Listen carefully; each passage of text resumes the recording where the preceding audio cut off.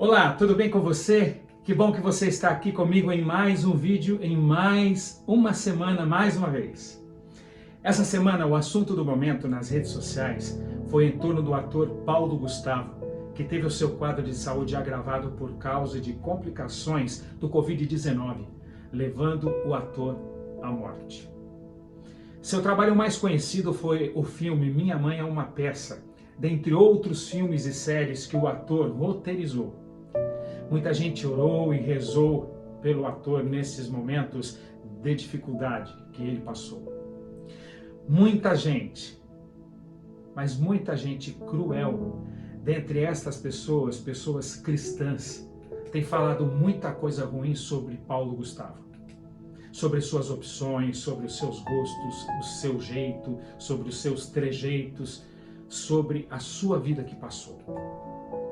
E a pergunta que eu faço para essas pessoas, para essa gente, neste momento é: como Jesus trataria Paulo Gustavo? Como você?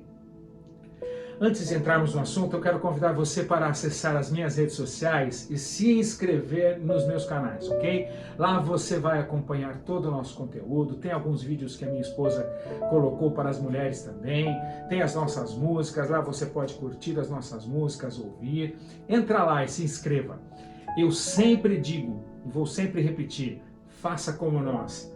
Faça de sua vida e da vida de sua família um ministério para salvar as pessoas. Mas voltando ao assunto, como Jesus trataria Paulo Gustavo? Como você? Abra sua Bíblia no livro de João, capítulo 3, e no versículo 16. A própria palavra de Deus diz assim: porque Deus amou o mundo de tal maneira que deu o seu Filho unigênito, para que todo aquele que nele crer não pereça, mas tenha a vida eterna. Em outras versões, a Bíblia diz o seguinte: porque Deus amou o mundo tanto que deu o seu único Filho, para que todo aquele que nele crer não morra, mas tenha a vida eterna.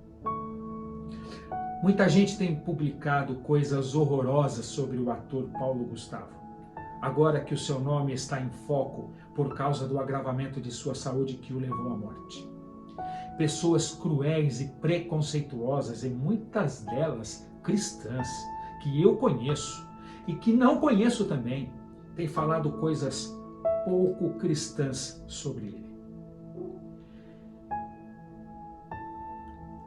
Tem muita gente que está dando mais atenção para as opções amorosas do Paulo Gustavo por causa do seu relacionamento com o seu esposo, Thales Bretas, do que para o ser humano Paulo Gustavo neste momento. E eu não estou aqui defendendo a opção amorosa do ator, mas existe uma linha tênue, quase imperceptível, entre defender o que Jesus pede de nós em sua palavra, principalmente nós cristãos, e amar o nosso semelhante como ele é ou como ele está. Deixa eu ser mais claro, eu vou dar um exemplo. A opção amorosa com pessoas do mesmo sexo é abominável ao Senhor. A Bíblia diz isso, e se você for no livro de Levíticos, no capítulo 18, no verso 22, a palavra de Deus diz: não te deitarás com um homem como se deita com uma mulher. Isso é abominável ao Senhor. E o mesmo princípio se aplica para as mulheres também, tá bom? Outro exemplo. Deus destruiu uma cidade chamada Sodoma por causa desse tipo de preferência dos seus moradores. A palavra de Deus em Gênesis, no capítulo 19, no verso 5, diz: os homens da cidade chamaram Ló e lhe ordenaram: onde estão os homens que vieram para a tua casa esta noite? Traze-os aqui para fora, para que tenhamos relações sexuais com eles. Querem ver outro exemplo? Em 1 Coríntios, no capítulo 6, no verso 9, a Bíblia diz assim: não sabeis que os injustos não herdarão o reino de Deus? Não vos deixem enganar, nem os imorais, nem os idólatras, nem os adúlteros, nem os que se entregam à prática de relações sexuais com pessoas do mesmo sexo de qualquer espécie. Nesses exemplos que dei, a Bíblia é clara que relações com pessoas do mesmo sexo é abominável ao Senhor. Mas apesar destas práticas serem abomináveis ao Senhor, Deus ama muito estas pessoas e quer salvá-las. Um pastor que eu conheço escreveu e publicou o seguinte sobre esse assunto em suas redes sociais. Jesus não tratou a mulher adúltera como prostituta. Jesus não tratou Mateus, o cobrador de impostos, como corrupto. Jesus não tratou Judas como ladrão. Jesus não tratou o ladrão da cruz como bandido. Jesus não tratou Pedro como traidor. Muita gente confunde aquilo que Deus sente.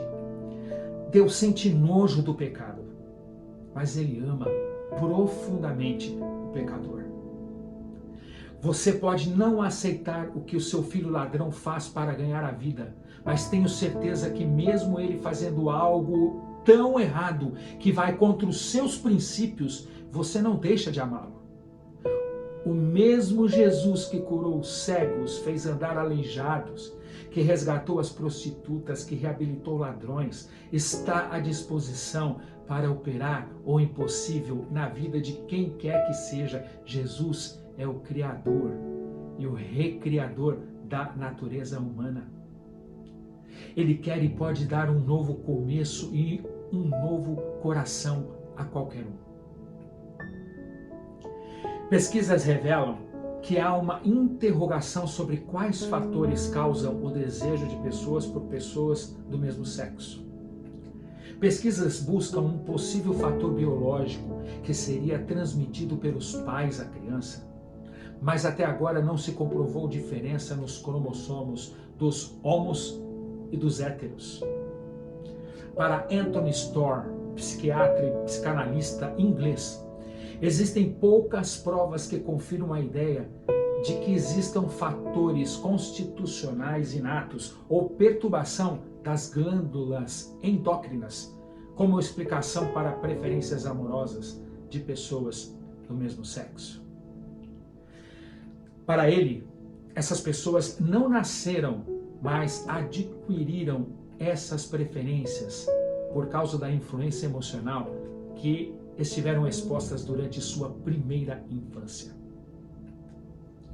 Traduzindo tudo isso para Anthony Storr, psiquiatra, psicanalista inglês, e diga-se de passagem uma grande autoridade nesse assunto, a criança não nasce, mas adquire essa tendência na primeira infância. Todos esses fatores são questionáveis e passíveis de pesquisa e discussão. Mas uma coisa é certa e inquestionável, e volto a dizer, Deus ama essas pessoas e quer salvá-las, e eu e você somos responsáveis por isso também. É certo que neste tipo de amor sempre fica faltando um elemento que é encontrado nas relações entre um homem e uma mulher. Conforme o propósito designado pelo Criador, que é a perpetuação natural da espécie. O legado do envolvimento afetivo que se dá no nascimento de um bebê, entende?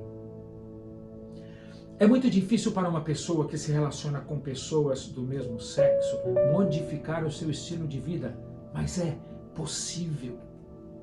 Muitos já conseguiram entender a vontade de Deus e conseguiram estabelecer novos hábitos e pensamentos e ações pelo poder do Espírito Santo.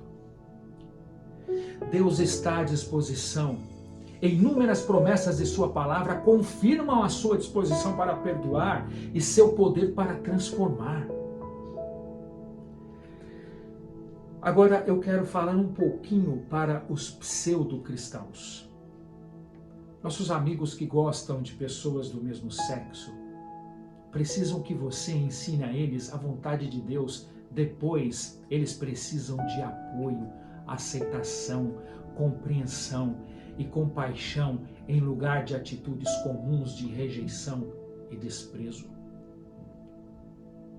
Eles necessitam serem aliviados de suas cargas, de sentimentos de culpa e muitas vezes de inferioridade.